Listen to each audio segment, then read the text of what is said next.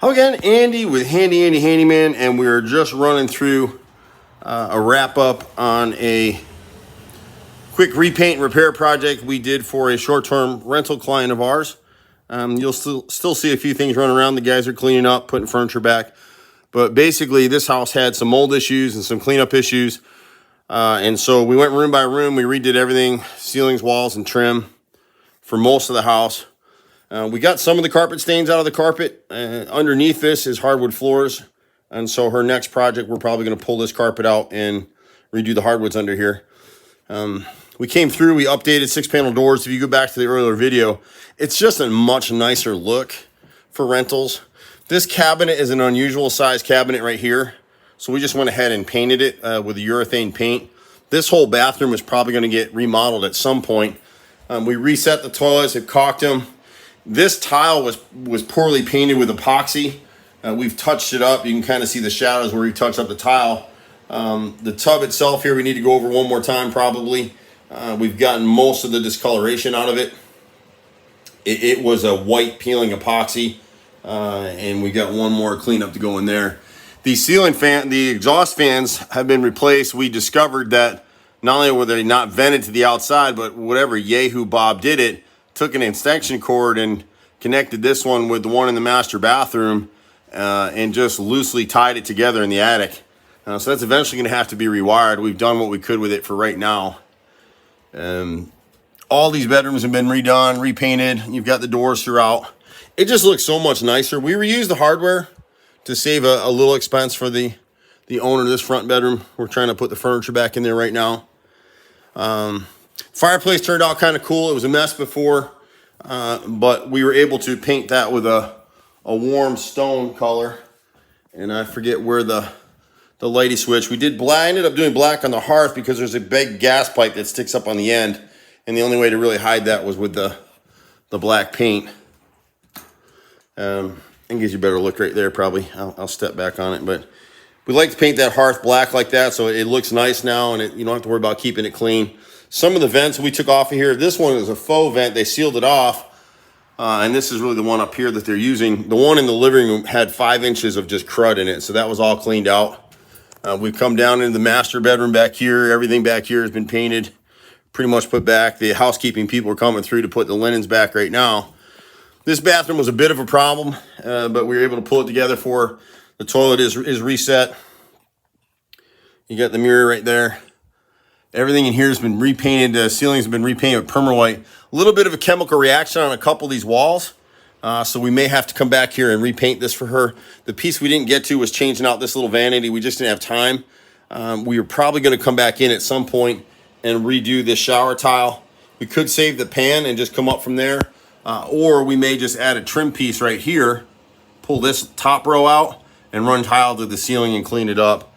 You know, with all these projects, there's stuff that we want to do, and we just plain run out of time. We're getting out of here this morning, and there's tenants coming in right behind us. So it's time to go. We're really close on this one, but it turned out nice. They were able to fix this. Whoever installed this dishwasher in here, it was ready to fall out. So we pieced it around the cabinets on either side. And then this whole bottom vanity was actually falling apart underneath the sink. So we put it back together. So it's in good shape there. On the outside, we added a whole bunch of hidden hanger gutter screws because the gutters weren't sloped and pitched properly. We've had some heavy rains the last few days. And happy to show that we've got no more water in the crawl space. The guys fixed this little fascia board right here, was rotted out. They had another one down on this side over here. And actually, because the gutter was so clogged, the water was getting into the crawl space right under here, under that front bedroom. And it was helping keep so much moisture and humidity in the house that the walls were starting to mold up. So now we've improved the ventilation all the way around. You can see all the debris that was trapped up here. We ended up having to patch some paneling in this area right here in the eat-in kitchen because so much debris was caught up in this area. There were multiple holes on the roof. They've all been patched. This is decked with 1x6 decking, old school. This is a solid house. I mean, for a rental or for anything, this is a great house. The chimney's getting a little wear, so that probably needs to be repainted. They didn't really prime this stuff. They just sprayed the brick when they did it and rolled it. Just a quick job.